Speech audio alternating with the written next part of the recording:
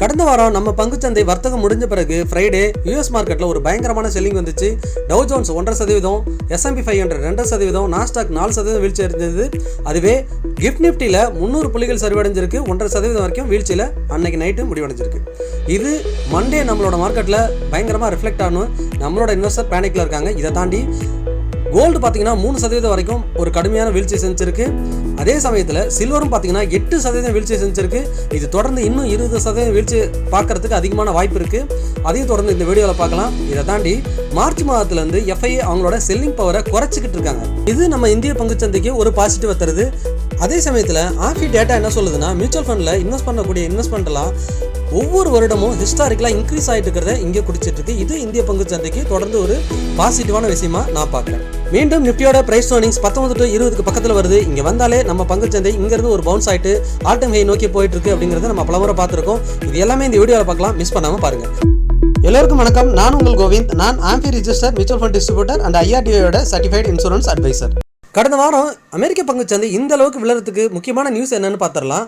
3 காரணங்கள் இருக்குது. அதில் ஃபஸ்ட்டு காரணம் பார்த்தீங்கன்னா, அவங்களோட ஜாப்ஸ் டேட்டா ரொம்ப ஸ்ட்ராங்காக வந்திருக்கு. இதனால் தொடர்ந்து ஃபெட் ரிசர்வ் வந்துட்டு அவங்களோட இன்ட்ரெஸ்ட் ரேட்டை குறைப்பாங்க அப்படின்னு எதிர்பார்த்த நேரத்தில் இதுக்கப்புறம் ஃபெட் ரிசர்வ் அவங்களோட இன்ட்ரெஸ்ட் ரேட்டை ஏற்றுவதற்கான அதிகமான வாய்ப்பு இருக்குது அப்படின்னு பார்க்கப்படுது. இது ஒரு முக்கியமான காரணமாக கருதப்படுது. ரெண்டாவது முக்கியமான காரணம், யூஎஸோட பாண்ட் ஈல்டு அதிகமாக இருக்குது. அது ஒரு முக்கியமான காரணமாக பார்க்கப்படுது. மூணாவது முக்கியமான ரீசன் பார்த்தீங்கன்னா, தொடர்ச்சியாக இந்த AI ரிலேட்டட் ஸ்டாக்ஸ் எல்லாம் ஒரு பூமை கொடுத்துட்டு இருந்துச்சு.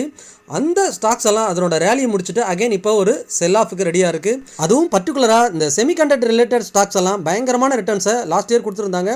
அது எல்லாமே இப்போ ஒரு செல் ஆஃபில் இருந்துகிட்டு இருக்குது. அதனால் நாஸ்டாக் தொடர்ச்சியாக 4% வரைக்கும் ஒரே நாளில் ஒரு வீழ்ச்சியை செஞ்சுருக்கு. இது என்னதான் வீழ்ச்சியை இந்த அளவுக்கு சந்தித்தாலும் நம்ம ஒரு விஷயத்தை புரிஞ்சுக்கணும். அமெரிக்க பங்குச்சந்தை அதனோட உச்சத்திலிருந்து இறங்கிட்டு இருக்கு. லாஸ்ட்டே பார்த்தீங்கன்னா இந்த 4% பயங்கரமான வீழ்ச்சி அப்படின்னு நீங்கள் பார்த்தாலும் டவ் ஜோன்ஸ் எல்லாம் பார்த்தீங்கன்னா அதனோட வரலாற்று உச்சத்திலிருந்து இறங்கியிருக்கு. வீக்லி கண்டையில் இங்கே காட்டுறேன் பாருங்கள்.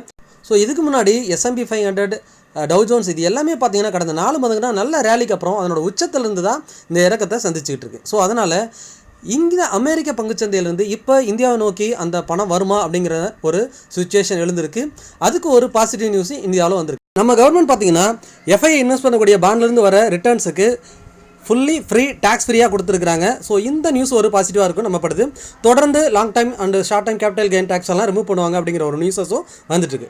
ஸோ இதை தாண்டி கோல்டு பார்த்தீங்கன்னா 2025 ஒரு மேசிவ் ரேலிக்கு அப்புறம் 2026 கண்டினியூஸாக தொடர்ந்து வீழ்ச்சியை சந்திச்சிட்டு இருக்கு. இப்போ லாஸ்ட் ஃப்ரைடே அதிகமான வீழ்ச்சி 3% ஒரே நாளில் விழுந்திருக்கு. தொடர்ந்து 10% விழுந்து $4000 தொடுறதுக்கு அதிகமான பாசிபிலிட்டி இருக்குது. அப்படி $4000 தொட்டுச்சுன்னா நம்ம ஒரு சூப்பரான இன்வெஸ்ட்மெண்ட் ஆப்பர்ச்சுனிட்டியாக கோல்டில் இன்வெஸ்ட் பண்ண இல்லை மிஸ் பண்ணவங்க இந்த மாதிரி ஒரு ஆப்பர்ச்சுனிட்டி யூஸ் பண்ணலாங்கிறது என்னோட கருத்து.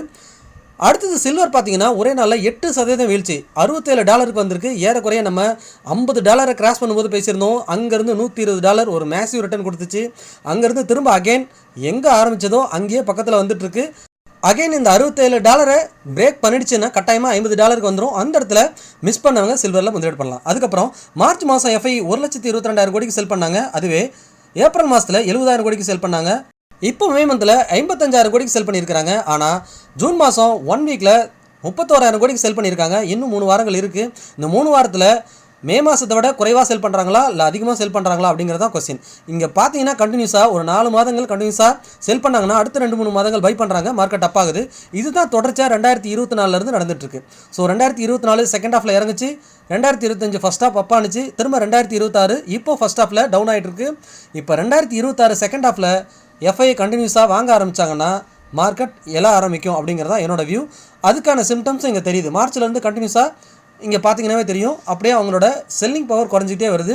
ஸோ ஜூன் மந்தில் அவங்க செல் பண்ணுறதை நிறுத்திட்டு பை பண்ணுவாங்களா அப்படிங்கிறத வெயிட் பண்ணி பார்க்கலாம். Association of mutual fund in இந்தியாவில் இந்த ரெக்கார்டில் என்ன சொல்லுது அப்படின்னா, கண்டினியூஸாக 2017 அப்புறம் ஒவ்வொரு வருடமும் இன்வெஸ்டர் மியூச்சுவல் ஃபண்டில் அதிகமான இன்வெஸ்ட்மெண்ட் பண்ணிகிட்டு இருக்காங்க அப்படிங்கிறது இந்த டேட்டா. இங்கே பார்த்தீங்கன்னாலே தெரியும். மந்த்லி ஏப்ரல் மந்த்தை பாருங்கள்.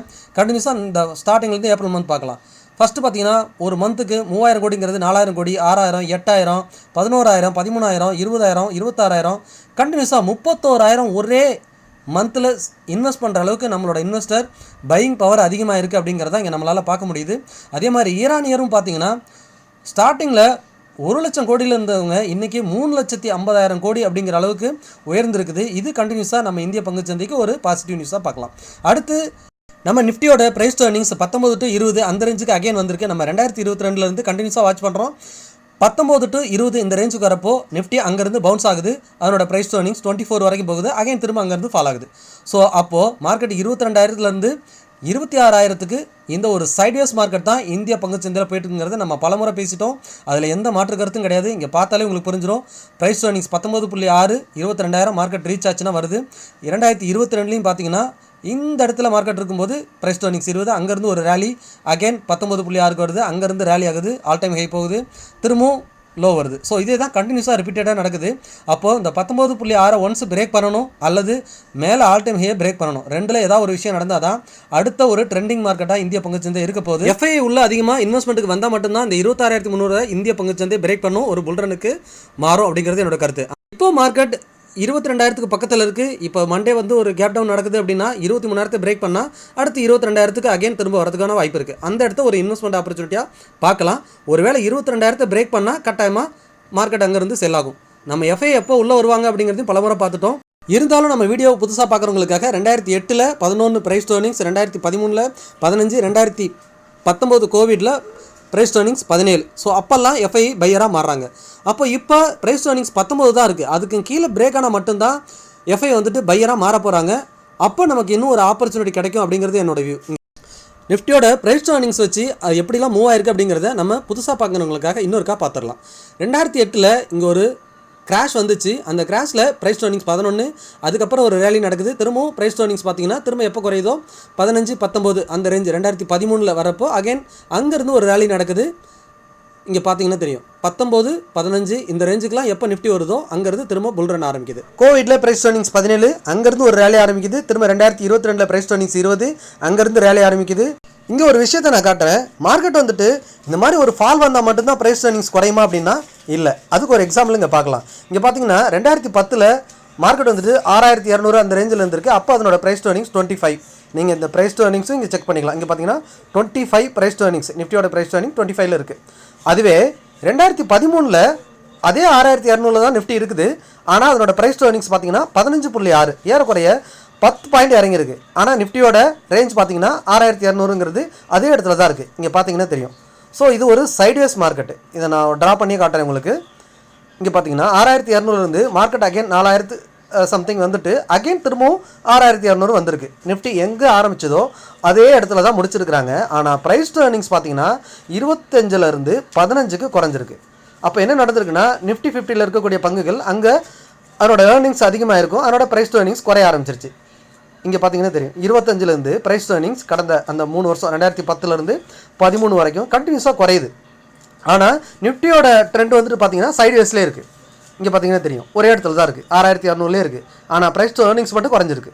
அப்போது திரும்ப இங்கேருந்து ரேலி ஆகுது. எஃப்ஐ இங்கே உள்ளே வராங்க, அகைன் இங்கேருந்து ரேலி ஆக ஆரம்பிக்குது. இதிலிருந்து நமக்கு என்ன லெசன் கிடைக்குதுன்னா நிஃப்டி 50 இருக்கக்கூடிய பங்குகள் earnings அதிகமாக கொடுக்க ஆரம்பிச்சிருது. அவனோட காலாண்டு முடிவுகள் நல்ல ரிசல்ட் கொடுக்க ஆரம்பிச்சிருச்சுன்னா நிஃப்டி ஒரே இடத்துல இருந்தாலும் ஆனால் ப்ரைஸ் டு earnings என்ன ஆகுது, குறைய ஆரம்பிக்குது. அப்போ PE ரேஷியோ குறைஞ்சதுன்னா எஃப்ஐ பை பண்ணுவாங்க, மார்க்கெட் அப் ஆகும். இப்போ என்ன நடக்கலாம் அப்படிங்கிறத ஒரு அசம்ஷன் நம்ம ஆல்ரெடி நடந்த எக்ஸாம்பிள் வச்சு இப்போ என்ன நடக்கலாம் அப்படிங்கிறது ஒரு அசம்ஷன் பார்க்கலாம்.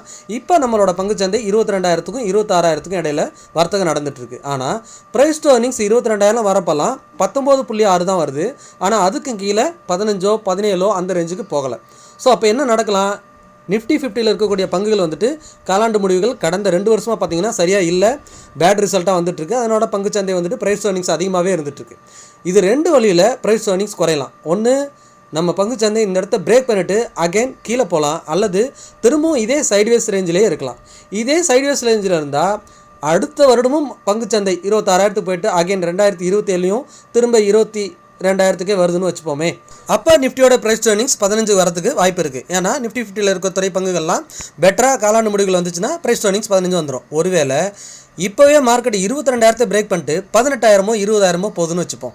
இந்த மாதிரி ஒரு ஒஸ்ட் சினாரியோ இமீடியட்டாக நடக்குதுன்னா கட்டாயமாக ப்ரைஸ் டு earnings இப்போவே 19க்கு கீழே போகும்போது 15க்கு வந்துடும். அங்கேருந்து எஃப்ஐ பை பண்ண ஆரம்பித்தாங்கன்னா மார்க்கெட் அகைன் அங்கேருந்து ஒரு சூப்பரான ரேலி கொடுக்கும். ஒருவேளை மாறா நான் சொன்ன மாதிரி சைட்வேஸ்லேயே இருந்துட்டு இந்த வருஷமும் மார்க்கெட் 26,000 போயிட்டு நெக்ஸ்ட் இயர் திரும்ப 22,000க்கு வந்துச்சுன்னா அந்த இடத்துல ப்ரைஸ் டு earnings 15 வரதுக்கு வாய்ப்பு இருக்குது. ஏன்னா நம்ம லாஸ்ட்டு 2010 என்ன பார்த்தோம், 3 வருடங்களாக சைட்வேஸில் இருக்கும்போது அந்த லாஸ்ட் 3வது வருஷம் வந்து பார்த்தீங்கன்னா மார்க்கெட் ஒரே இடத்துல இருந்தாலும் ப்ரைஸ் ஏர்னிங்ஸ் மட்டும் குறைஞ்சிருந்தது.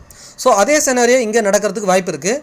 2 செனாரியோ தான். ஒன்று, இந்த சைட்வேஸ்லேயே இருந்ததுன்னா மார்க்கெட் எப்போல்லாம் திரும்ப அகைன் 22,000 வரும்போது நிஃப்டி 50ல் இருக்கக்கூடிய பங்குகள் அதனோட காலாண்டு முடிவுகள் ஏர்னிங்ஸ் அதிகமாக வந்துச்சுன்னா ப்ரைஸ் ஏர்னிங்ஸ் இங்கேயே 15 to 17 வந்துடும். அப்போ எஃப்ஐ உள்ள வரதுக்கான வாய்ப்புகள் இருக்குது. அல்லது இப்போவே பிரேக் பண்ணிட்டு 22,000 பிரேக் பண்ணிட்டு கீழே போச்சுன்னா 18,000 20,000 வரும்போது அங்கே ப்ரைஸ் ஏர்னிங்ஸ் ரொம்ப சீப்பாக இருக்கும். அங்கே எஃப்ஐ உள்ள வரதுக்கான வாய்ப்பு இருக்குது. கூடவே நம்மளோட கவர்மெண்ட் வந்துட்டு இந்த long time capital gain, short time capital gain இதெல்லாம் ரெடியூஸ் பண்ணுறதுக்கான வாய்ப்பு இருக்குன்னு ஒரு நியூஸ் வந்திருக்கு. அந்த நியூஸும் வந்துச்சுன்னா மார்க்கெட்டுக்கு எல்லாமே பாசிட்டிவாக மாறிடும். ஒரு பை மோடுக்கு வந்துடும். அதுக்கப்புறம் எஃப்ஐ உள்ள வர ஆரம்பிச்சிருவாங்க. நம்ம இந்திய பங்குச்சந்தை மேலே போக ஆரம்பிக்கும். அதுக்கப்புறம் இந்திய ரூபாயின் மதிப்பு வீழ்ச்சி அடைஞ்சிட்டு இருக்கு. அதை ஸ்ட்ராங் பண்ணுறதுக்கான சில ஆக்டிவிட்டி எல்லாம் போயிட்டு இருக்குன்னு நியூஸ் வந்துட்டு இருக்கு. அது வந்தாலும் நம்ம மார்க்கெட்டுக்கு பாசிட்டிவாக இருக்கும். இப்போ நம்ம நிஃப்டியோட சார்ட் அனலைஸுக்கு வந்துடலாம். இங்கே டே சார்ட்டில் பார்த்தீங்கன்னா இந்த ஒரு கேப் இருக்குது. 23,100 அப்படிங்கிறது ஒரு கேப் அந்த இடத்துல நடந்துச்சு. ஸோ அந்த கேப்பை ஃபில் பண்ணிடுச்சு. இப்போது ஸ்ட்ராங் சப்போர்ட்னா 23,000லேருந்து 23,100ங்கிறது ஒரு சப்போர்ட். அதை பிரேக் பண்ணால் அகைன் மார்க்கெட் 22,000 கட்டாயமாக வந்துடும். அதையும் பிரேக் பண்ணாதான் இந்த 18,000ங்கிறது நடக்கும். ஆக மொத்தம் இந்த 22,000ங்கிறது கண்டினியூஸாக வாட்ச் பண்ணுங்கள். 22,000 வரும்போது அங்கேருந்து மார்க்கெட் பவுன்ஸ் ஆகிட்டு மேலே ஆல் டைம் ஹை போகிறதுக்கான பாசிபிலிட்டி இருக்குது. ஒருவேளை அந்த இடத்த பிரேக் பண்ணால் கட்டாயமாக உங்களோட போர்ட்ஃபோலியோ ஹெவியாக இருந்ததுன்னா அந்த இடத்துல ஒரு புட் ஆப்ஷன் வாங்கி வச்சுக்கிறது நல்லது.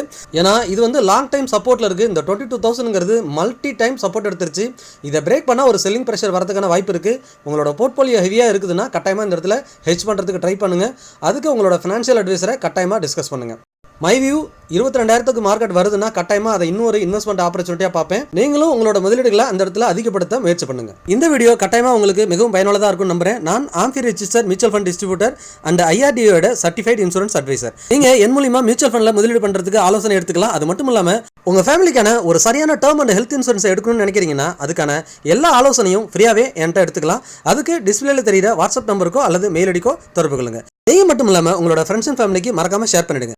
நம்ம சேனலுக்கு புதுசாக இருந்தீங்கன்னா நம்ம சேனலை சப்ஸ்கிரைப் பண்ணுங்கள், லைக் பண்ணுங்கள், உங்களோட ஃப்ரெண்ட்ஸ் அண்ட் ஃபேமிலிக்கு எல்லாத்துக்கும் ஷேர் பண்ணி இந்த வீடியோவை பார்க்க சொல்லுங்கள். மீண்டும் ஒரு நல்ல வீடியோவில் சந்திக்கிறேன். உங்கள் கோவிந்த்.